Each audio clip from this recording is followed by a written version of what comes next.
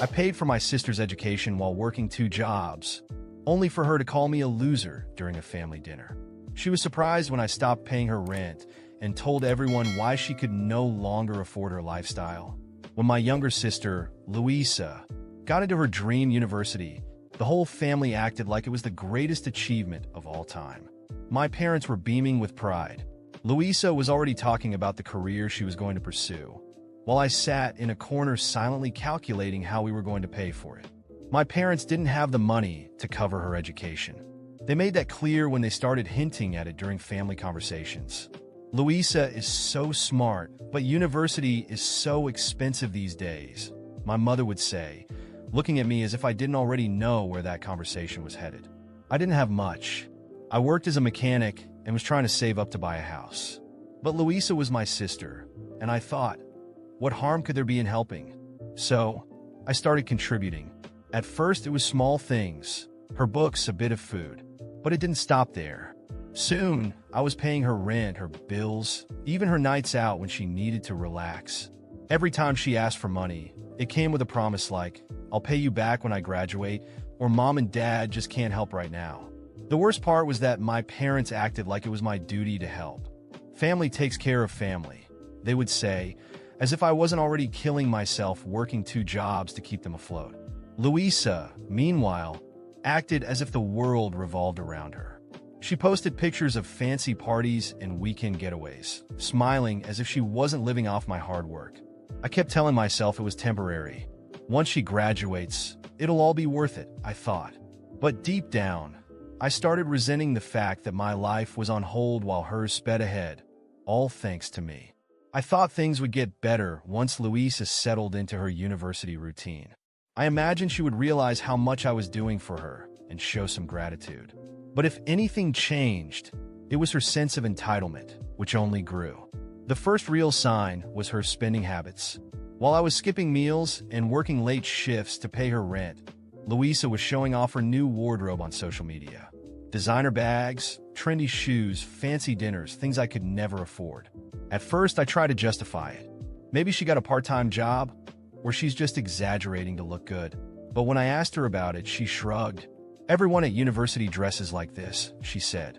I don't want to look out of place. It wasn't just her attitude toward money. It was everything. She treated me like a walking ATM. She never asked how I was doing or if I needed help. My parents weren't any better. Whenever I tried to talk about how much I was struggling, they guilt-tripped me into silence. She's your sister, my mother would say. She's building a future. You should be proud to help her. But it wasn't just helping. It was sacrificing. My weekends disappeared. My savings were wiped out. And that house I always dreamed of? Forget it. Meanwhile, Louisa couldn't even be bothered to send a thank you note. Instead, she would call to complain about her professors. It was always something like, they don't understand how hard I work, or it's not fair that they give me so much work. And I, exhausted after a double shift at the workshop, had to listen without arguing. After all, if I dared to say anything, I'd be the insensitive one who didn't understand how hard she was fighting for her future. Then came the dinner. An invitation from my mom, as always, disguised as an attempt at family bonding, but I knew it was just another chance for everyone to pretend everything was fine. Even so, I accepted, thinking it might be nice to have a moment of peace away from work and bills. I arrived at my parents' house straight from the workshop, my hands still marked with grease, and was greeted with the same coldness as always.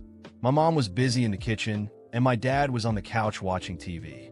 Apparently, Louisa was already there, in her room, resting from her exhausting week. Of course, because studying a few hours and partying on the weekend must be exhausting. When we finally sat down at the table, I tried to focus on the food and tune out the conversation. But Louisa didn't take long to start her show, as she always did. You won't believe what happened at university, she began, with that exaggerated tone only she could use. I had to redo an entire assignment because the professor said it wasn't up to standard, as if he knew anything. No one responded immediately. My dad let out a supportive grunt. My mom nodded her head, and I kept chewing, trying not to say what I really thought. But she didn't stop there. It's so frustrating. I'm one of the best students, but it seems like they just want to bring me down. It's like they don't want to see me succeed.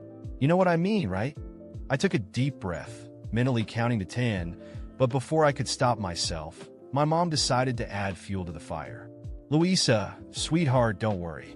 You're brilliant, and we all know it. Some professors are just jealous of your potential. I couldn't hold back. Or maybe they're trying to teach you something, and you just don't want to listen. The silence at the table was immediate. Louisa shot me a glare that could kill, but I kept eating, pretending not to notice.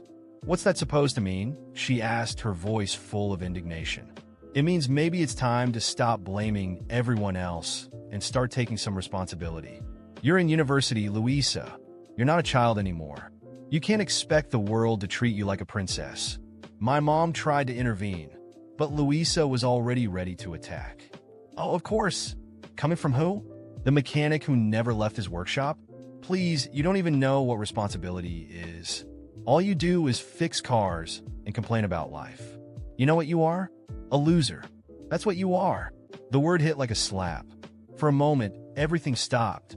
I looked at her, incredulous, trying to process how the same person I had supported for years, who lived off my hard work, could stand there insulting me in front of the entire family. I stood up slowly, placing my napkin on the table. My mom started to say something, but I raised my hand to silence her. That's enough. I'm done. I looked Louisa straight in the eyes. You want to call me a loser? Fine. But you know what? This loser paid your rent, your bills, and even your damn parties while you pretended to be an adult. This loser gave up his own dreams so you could live yours. And what do I get in return? Insults. She opened her mouth to speak, but I didn't let her. From today, it's over. I'm not paying for anything else. I won't sustain your spoiled princess lifestyle anymore. Want to call me a loser? Fine, but now you'll have to figure out how to pay your bills on your own. Good luck with that. My mom started crying, and my dad, in his typical apathy, muttered something like, "We'll talk about this later," but I wasn't willing to listen anymore. I grabbed my things and left, leaving the table in silence. On the way home, I felt a mix of relief and anger. Relief for finally saying what needed to be said, but anger for letting the situation get this far. I knew Louisa wouldn't take it easily. She was good at manipulating people, and my parents would probably do everything they could to make me back down. But this time, it wouldn't work. When I got home, my phone started ringing. It was my mom. I ignored it. Then messages started coming in, first from her, then from Louisa. "You can't do this to me. I need you. How am I supposed to pay the rent now?" I read them all, but I didn't respond. I knew this war was far from over, but for the first time in years, I felt like I had a chance to take back my life. When I finally got home that night, I was still trembling with anger. The word loser echoed in my mind like a knife spinning endlessly. The audacity of Louisa to call me that, after everything I had done for her, was unbearable. I knew she was used to being treated as the center of the universe, but this had crossed every line. However, as I sat on the living room couch, I began to feel something different. For the first time in years, I felt free. Free from carrying the weight of her choices. Free from having to sacrifice my own dreams for someone who didn't even understand the meaning of gratitude. That thought brought me unexpected relief, and I decided that from now on, I would be the priority in my own life. The next day, I woke up early and went straight to the workshop. It was a Saturday, but it made no difference to me, as I worked every day to support a life that wasn't mine. While tightening bolts and replacing parts, I felt something different in the air, a new determination. Maybe it was time to change. Maybe it was finally time to think about my own future. But, as expected, Louisa wasn't going to let it go easily. Before noon, my phone was already full of messages from her and my parents. Her messages ranged from desperate pleas to veiled threats. "If you don't pay my rent, I'll be evicted. Don't you care about my future?" And of course, the classic manipulation. "Mom and Dad are so disappointed in you. They never thought you could be so selfish." I took a deep breath and decided it was time to face this once and for all. I called her. When she answered, her voice was loaded with anger and contempt. "Finally, I thought you were going to keep ignoring me. How can you be so stingy? I can't believe you're actually leaving me in this situation. Louisa, I just want to know one thing. I began trying to keep my composure. Do you really think I'm a loser? She was silent for a moment, but she didn't take long to retort. Well, I was just being honest. I mean, look at you. You're stuck in that mediocre job while I'm trying to build a real career. I snorted, a short and bitter sound. So, you really think your life is better than mine? That I'm inferior to you because I'm a mechanic? It's not that, she said, but her voice betrayed the lie. I just think you could have done more with your life. Done more? I finally exploded. Louisa, do you know what I've done with my life? I've dedicated it entirely to supporting you. I paid for your university, your rent, your bills, your parties. While you were spending my money on clothes and trips, I was skipping meals and working double shifts. And yet, you think you have the right to look down on me? You have no idea what responsibility is. She tried to interrupt, but I didn't let her. Do you know what's more ironic? You're there, thinking you're superior, but who's going to be evicted now that I've stopped paying for everything? Who's going to have to learn to live in the real world without depending on me? And do you know what else? I'm done. Done being used. Done being the idiot who does everything while you live like a spoiled princess. There was a long silence on the other end of the line until she finally responded, her voice trembling. I just thought you wanted to help the family. I didn't know you felt so much hatred toward me. Hatred? I shot back. I don't feel hatred, Louisa. I feel disappointment. I feel sadness realizing you never saw what I did for you. And now, I feel relief because I've finally chosen myself. Before she could respond, I hung up. My heart was racing, but for the first time, I felt no regret. I knew she would have to face the consequences of her own arrogance. And as expected, she didn't fare well. 2 weeks later, I received a message from my mom saying Louisa had been evicted. Apparently, her amazing internship didn't pay enough to even cover half the rent.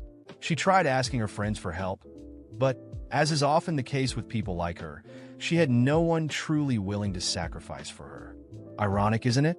Now she finally understood what I had done for her. My parents, of course, tried to intervene. My mom called almost every day, saying I was being cruel, that Louisa was my sister, and I had an obligation to help her. But this time, I didn't give in. I didn't answer, didn't back down, and let them deal with the consequences of their own choices. After all, who had decided I was responsible for her?